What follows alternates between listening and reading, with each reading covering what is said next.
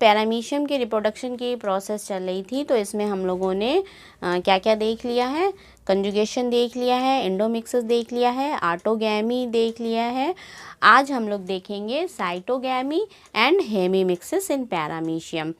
तो जैसा नाम से ही आपको पता चल रहा है, साइटोगैमी यानी साइटोप्लाज्म, इनके कोशिका द्रव्य में कुछ चेंजमेंट होता है, कोशिका द्रव्य में जो है मिक्सिंग हो रही है। तो इनसे कोशिका द्रव्य में ही सिर्फ चेंजमेंट हो रहा है, इनके न्यूक्लियस में चेंजमेंट नहीं हो रहा है। तो इस तरह की प्रोसेस से पैरामीशियम जो डिवाइड हो रहे हैं उसे हम बोलते हैं साइटोगैमी। साइटोगैमी की जो प्रोसेस है वो किस में देखी जाती है, पैरामीशियम कॉर्डेटम में। और हेमीमिक्सिस जो है, हेमीमिक्सिस की जो प्रोसेस है वो पैरामीशियम ऑरिलिया में देखी गई है। हेमीमिक्सिस, इसमें भी जो मैक्रोन्यूक्लियस होता है, ये इनके जो कुछ क्रोमैटिन के मटेरियल होते हैं वो अलग हो जाते हैं और दोबारा जो नया मैक्रोन्यूक्लियस बनता है वो न्यू विगर पावर से, यानी और अधिक क्षमता से पावर वाला होता है और अधिक क्षमता वाला होता है, और वो मेटाबॉलिक एक्टिविटी को कंट्रोल करता है। तो हेमीमिक्सिस में जो है उसमें क्या होता है, मैक्रोन्यूक्लियस का रीऑर्गेनाइजेशन होता है, यानी पुनर्गठन होता है। और साइटोगैमी में क्या होता है, यानी ये कंजुगेशन की ही तरह प्रोसेस होती है, लेकिन कंजुगेशन में जो दो पैरामीशियम आके आपस में मिले थे और उसमें जब सिन कैरियन हो गया था, तो एक फीमेल यानी बड़ा वाला स्टेशनरी या फीमेल प्रोन्यूक्लियाई बना था और एक छोटा वाला मेल या मोटाइल जो है क्या मेल प्रोन्यूक्लियस बना था। और इनमें जो है आपस में एक्सचेंज, यानी एक पैरामीशियम का मेल न्यूक्लियस दूसरे पैरामीशियम के फीमेल प्रोन्यूक्लियाई के साथ फ्यूज़ कर रहा था, तो यानी क्रॉस चेंजमेंट हो रहा था। तो इस तरह का चेंजमेंट साइटोगैमी में नहीं होता है। इसमें क्या होता है कि आपस में ही वो फ्यूज़ कर जाते हैं और सिन कैरियन बना लेते हैं, और उसके बाद वो दोनों पैरामीशियम जो है अलग होके अपना फिर से रिप्रोडक्शन अलग होके फिर से माइटोटिकली डिवाइड होते हैं, और जो उनसे बने डॉटर पैरामीशियम होते हैं वो स्वतंत्र जीवन व्यतीत कर लेते हैं। तो आज हम देखते हैं साइटोगैमी एंड हेमीमिक्सिस इन पैरामीशियम। सबसे पहले साइटोगैमी की प्रोसेस देख लें कैसे होता है। तो साइटोगैमी की जो प्रोसेस है वो किस में होती है, पैरामीशियम कॉर्डेटम में होती है। और सबसे पहले इसको साइटोगैमी की जो प्रोसेस है किसने देखा था, विचर मैन ने देखा था। तो विचर मैन ने पैरामीशियम कॉर्डेटम में साइटोगैमी की क्रिया को सबसे पहले देखा। इस प्रोसेस में या साइटोगैमी में क्या होता है, इनमें दो पैरामीशियम अपने मुख तल द्वारा यानी ओरल सरफेस से आके कुछ समय के लिए मिल जाते हैं, यानी आपस में सटते हैं। और मिल जाना मतलब उनके बीच की जो पेलिकल है वो नष्ट हो जाती है, डिज़ोल्व हो जाती है, जिससे दोनों का जो साइटोप्लाज्म है वो आपस में मिल जाता है। इसमें न्यूक्लियस में जो है, इनके न्यूक्लियस में कंजुगेशन के समान ही कुछ चेंजमेंट होते हैं। जैसे कंजुगेशन में देखा था कि जो मैक्रो न्यूक्लियस था वो सब छोटे छोटे टुकड़ों में टूट के और साइटोप्लाज्म में डिज़ोल्व हो गया था, और माइक्रो न्यूक्लियस जो था वो दो भागों में टूट रहा था। माइक्रोन्यूक्लियस दो भागों में टूट के और एक बड़ा बन जा रहा था और एक छोटा पार्ट बन जा रहा था। तो बड़ा वाला पार्ट था वो कैसा था आपका, स्टेशनरी यानी नॉन मोटाइल था, और छोटा वाला जो था वो मोटाइल था। तो बड़ा वाला जो है प्रोन्यूक्लियाई बना वो स्टेशनरी था, और जो छोटा वाला था वो मेल था और बड़ा वाला फीमेल था। तो मेल जो है दूसरे पैरामीशियम के फीमेल प्रोन्यूक्लियाई के साथ क्रॉस चेंजमेंट करा था, यानी उनका जेनेटिक मटेरियल जो है वो क्रॉस होके चेंज करा, यानी एक दूसरे में चेंजमेंट हो रहा था। इसमें ऐसा नहीं होता है, इसमें क्या होता है कि उसी में फ्यूज़ कर लेते हैं और सिन कैरियन बनाते हैं। तो इनका न्यूक्लियस मटेरियल जो है वो क्या हो गया, उनमें कुछ चेंजमेंट होता है, और इनके पश्चात उनमें केंद्रकों का आदान प्रदान नहीं होता है, यानी मेल वाला फीमेल से क्रॉस नहीं करता है। मतलब मेल प्रोन्यूक्लियाई जो है वो फीमेल प्रोन्यूक्लियाई के साथ फ्यूज़ नहीं करेगा, बल्कि आपस में कर लेता है। तो परंतु एक ही जंतु के यानी मेल और फीमेल प्रोन्यूक्लियाई आपस में फ्यूज़ कर लेते हैं और फ्यूज़ करके क्या बनाते हैं, सिन कैरियन बनाते हैं। अब ये सिन कैरियन बना लेंगे, अब दोनों जंतु जो है वो सेपरेट हो जाएंगे, यानी दोनों पैरामीशियम अलग अलग हो जाएंगे और माइटोटिकली डिवीज़न करके ऑफस्प्रिंग बनाएंगे और स्वतंत्र जीवन व्यतीत करते हैं। तो अब इसको हम डायग्राम से भी बता दें आपको, तो आपको और क्लियर हो जाएगा।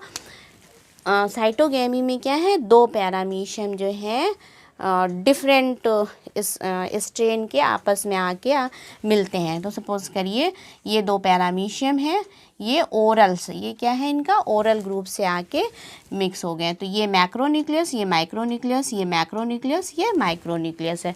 तो मैक्रोन्यूक्लियस तो ये छोटे छोटे टुकड़ों में डिवाइड हो जाएगा। तो ये छोटे छोटे टुकड़ों में मैक्रोन्यूक्लियस, ठीक है, ये डिज़ोल्व हो गया। अब बचा माइक्रो, ये मैक्रोन्यूक्लियस डिज़ोल्व हो गया, क्या बच गया, माइक्रोन्यूक्लियस। और इनके बीच की जो पैलिकल है वो नष्ट हो जाएगी। अब इनमें जो है आप साइटोप्लाज्म है वो आपस में मिक्स हो जाएगा, यानी मिल जाएगा। दोनों का साइटोपेलिकल जो है वो क्या हो गई, डिज़ोल्व हो गई। तो दोनों का जो साइटोप्लाज्म है, पेलिकल डिज़ोल्व हो गई, तो दोनों का साइटोप्लाज्म आपस में मिक्स हो गया और मैक्रोन्यूक्लियस जो है वो भी डिज़ोल्व हो गया। अब ये जो बचा माइक्रोन्यूक्लियस, ये क्या करेंगे, दो पार्ट में डिवाइड होंगे यानी टूटेंगे। तो एक बड़ा और एक छोटा टूट जाएगा। तो ये मैक्रोन्यूक्लियस जो है एक छोटा और एक बड़ा, बड़ा और एक छोटे पार्ट में टूट गया। तो जो बड़ा वाला है वो क्या हो गया, स्टेशनरी फीमेल प्रोन्यूक्लियाई, और ये छोटा वाला क्या हो गया आपका मोटाइल मेल प्रोन्यूक्लियाई। ठीक है। अब ये कंजुगेशन में क्या होता था कि ये मोटाइल यानी मेल वाला फीमेल के साथ यानी दूसरे पैरामीशियम के साथ क्रॉस, यानी ये मेल वाला इस पैरामीशियम के फीमेल के साथ जो है वो क्रॉस जो है चेंजमेंट होता था उनका निकल। लेकिन इसमें क्या हो रहा है, इसमें ऐसा नहीं होता है और आपस में ही चेंज कर लेते हैं। यानी ये जो बड़ा वाला है और ये छोटा वाला, ये आपस में यानी इन्हीं से ये फ्यूज़ कर लेंगे और क्या बना लेंगे, सिन कैरियन बना लेंगे। ये आपस में यानी इसमें ही चेंजमेंट हो जाएगा, फ्यूज़ कर लेंगे और सिन कैरियन बना लेंगे। अब ये जब सिन कैरियन बना लिए, अब ये पैरामीशियम जो है अलग अलग हो गए, ये पैरामीशियम और ये पैरामीशियम अलग हो गए। अब ये माइटोटिकली डिवाइड होंगे, फिर अब ये 1 से 2 और 1 से इस तरह से ये डिवीज़न कर लेंगे, ये डिवाइड हो जाएंगे। तो इनमें मिक्सिंग जो हो रही है वो क्या हो रही है, एक ही आपस में ही मेल प्रोन्यूक्लियाई फीमेल प्रोन्यूक्लियाई को फ्यूज़ करता है। तो जब आपस में ही कर रहे हैं तो इनके जो ऑफस्प्रिंग बनेंगे यानी जो डॉटर पैरामीशियम बनेंगे वो कैसे होंगे, होमोजाइगस टाइप के होंगे यानी समयुग्मजी होंगे। तो इनका इम्पोर्टेंस क्या हो गया साइटोगेमी की, क्या इनका महत्व हो गया, इनमें कैसे डॉटर पैरामीशियम बनेंगे या ऑफस्प्रिंग या इंडिविजुअल इनके कैसे बनेंगे, होमोजाइगस टाइप के बनेंगे। और दूसरा क्या है, इसमें जो फ्यूज़ करके चूँकि पैरामीशियम कॉर्डेटम है तो जब ये डिवाइड होंगे तो इसमें क्या बनेगा, एक मैक्रोन्यूक्लियस और एक माइक्रोन्यूक्लियस। पैरामीशियम कॉर्डेटम में एक मैक्रो और एक माइक्रो। तो जब ये डिवीज़न करेंगे तब क्या करेंगे कि इसमें जो न्यूक्लियस है ये तो माइटोटिकली डिवाइड होगा और एक मैक्रो बना लेगा यानी 2 न्यूक्लियस बन जाएंगे। यहाँ से आप देख लीजिए तो आपको क्लियर हो जाएगा, एक मैक्रो और एक माइक्रो इस तरह से डिवाइड होंगे तो एक मैक्रो और एक माइक्रो न्यूक्लियस। तो न्यू चूँकि दोनों क्या कर गए थे, पहले फ्यूज़ हो गए थे, जब फ्यूज़ हो गए थे फिर इनमें मैक्रोन्यूक्लियस का फॉर्मेशन हो रहा है। तो फ्यूज़ होने के बाद जब मैक्रोन्यूक्लियस बन रहा है तो वो कैसा बन रहा है, नया बन रहा है। जब नया बन रहा है तो उनकी विगर पावर या जो उनकी क्षमता है वो सामर्थ्य जो है वो ज़्यादा होगा। और चूँकि मैक्रोन्यूक्लियस जो होता है वो मेटाबॉलिक एक्टिविटी को कंट्रोल करता है, पैरामीशियम की जितनी शारीरिक क्रियाएं होती हैं उनको ये कंट्रोल करता है, तो वो बहुत तेज़ी से और अच्छे से वो कंट्रोल करेगा। तो ये तो था साइटोगेमी। अब हम देखते हैं हेमीमिक्सिस कि हेमीमिक्सिस की प्रोसेस में क्या हो रहा है। तो हेमीमिक्सिस जो है वो किस में होता है, पैरामीशियम ऑरिलिया में।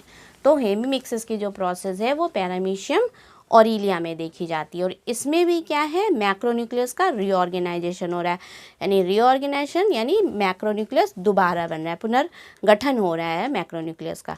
तो जब मैक्रोन्यूक्लियस दोबारा बन रहे हैं तो उनकी जो मैक्रोन्यूक्लियस की पावर जो है यानी विगर पावर जो पैरामीशियम की है वो और बढ़ जाएगी। तो इसमें क्या होता है, इसको सबसे पहले किसने देखा था, डिलर ने। तो डिलर साइंटिस्ट थे, उन्होंने सबसे पहले पैरामीशियम ऑरिलिया में हेमीमिक्सिस की प्रोसेस को देखा। इस क्रिया में मैक्रोन्यूक्लियस का क्या होता है, पुनर्गठन यानी रीऑर्गेनाइज। मैक्रोन्यूक्लियस जो है वो दोबारा बनता है। तो जब दोबारा बनेगा तो विगर पावर ज़्यादा होंगी। और मैक्रोन्यूक्लियस तो दोबारा रीऑर्गेनाइजेशन हो रहा है, लेकिन माइक्रोन्यूक्लियस में कोई परिवर्तन नहीं होता, वही माइक्रोन्यूक्लियस चला आता है। तो चूँकि वही माइक्रोन्यूक्लियस चला आ रहा है तो डिवीज़न की जो प्रोसेस जो हो रही है तो उनमें हर पैरामीशियम में जो मैक्रोन्यूक्लियस है वो नया बन रहा है, तो हर पैरामीशियम की विगर पावर या उनकी क्षमता जो है वो बढ़ जा रही है। तो इस प्रोसेस में क्या होता है, मैक्रोन्यूक्लियस जो हैं उनसे कुछ क्रोमैटिन के टुकड़े यानी 2 या 2 से अधिक जो टुकड़े हैं वो टूट के अलग हो जाते हैं। तो मैक्रोन्यूक्लियस के 2 या 3 टुकड़े टूट गए, अलग हो गए, और जो टूटे हुए टुकड़े हैं वो क्या किस में मिल जाएंगे, साइटोप्लाज्म में वो एब्जॉर्ब हो जाते हैं। और जो बचा हुआ 2-3 टुकड़े तो अलग हो गए, तो जो बचा हुआ मैक्रोन्यूक्लियस है वो कैसा हो जाएगा, पुनः पावर के साथ मेटाबॉलिक एक्टिविटीज़ को कंट्रोल करने लगता है। यानी जो पुनः पावर के साथ जो है वो उनकी क्षमता बढ़ जाती है और मेटाबॉलिक एक्टिविटीज़ को कंट्रोल करेगा। यानी जब वो डिवाइड होगा तो जो दूसरा मैक्रोन्यूक्लियस बनेगा वो अधिक पावरफुल होगा। तो जब अधिक पावरफुल होगा तो मेटाबॉलिक एक्टिविटीज़ यानी जो क्रियाएं हैं पैरामीशियम की वो अधिक तेज़ी से कंट्रोल करने लगेगा। लेकिन अब ये माना जाता है कि जो क्रोमैटिन के टुकड़े टूट के अलग हो रहे हैं वो क्या है, वास्तव में जो है वो अपशिष्ट या व्यर्थ पदार्थ हैं। अगर वो क्रोमैटिन के कण अगर जो है वो डीएनए होते या मेटाबॉलिक एक्टिविटीज़ को कंट्रोल करने वाले होते तो उनकी पावर चूँकि अलग हो रहे हैं तो वो और पावर कम होनी चाहिए, यानी वो पावर जो है उस पैरामीशियम की तो ज़्यादा हो जा रही है वो टुकड़े अलग होने से। अगर ऐसा होता है कि वो डीएनए के अगर पार्ट्स होते तो उनकी पावर क्या हो, क्षमता जो है वो कम हो जानी चाहिए थी, लेकिन उनकी क्षमता तो बढ़ रही है। तो ये माना जाता है कि वो जो क्रोमैटिन के कण हैं वो क्या हैं, अपशिष्ट या वेस्ट मटेरियल हैं, व्यर्थ के पदार्थ हैं जो उनसे अलग होते हैं। इस प्रोसेस को भी आप देख लीजिए, हेमीमिक्सिस में क्या होते हैं, ये पैरामीशियम ऑरिलिया में होता है। तो पैरामीशियम ऑरिलिया में क्या होते हैं, 1 मैक्रो और 2 माइक्रोन्यूक्लियस होते हैं पैरामीशियम ऑरिलिया। तो इनमें जो है ये माइक्रोन्यूक्लियस तो वैसे ही रहेंगे, मैक्रोन्यूक्लियस जो है यहाँ पे पैरामीशियम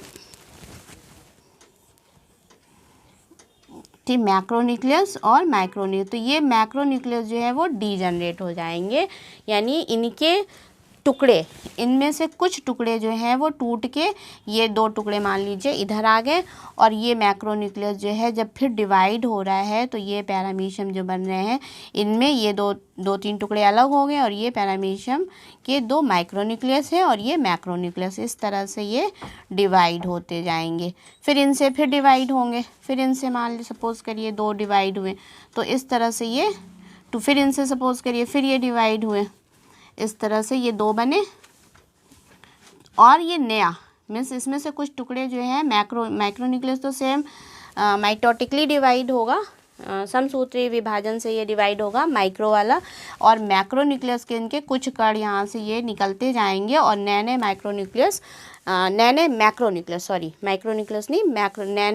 मैक्रोन्यूक्लियस वो बनते जाएंगे।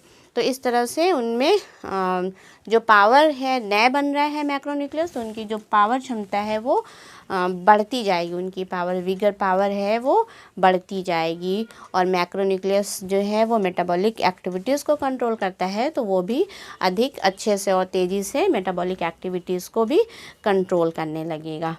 तो ये तो था हेमीमिक्सिस और आपके साइटोगैमी पैरामीशियम में। नेक्स्ट टॉपिक में हम लोग देखेंगे कप्पा पार्टिकल। ये भी बहुत इंपॉर्टेंट है, अक्सर एग्ज़ाम में पूछा जाता है कप्पा पार्टिकल। तो नेक्स्ट लेक्चर में हम लोग कप्पा पार्टिकल्स के बारे में देखेंगे। Thank you.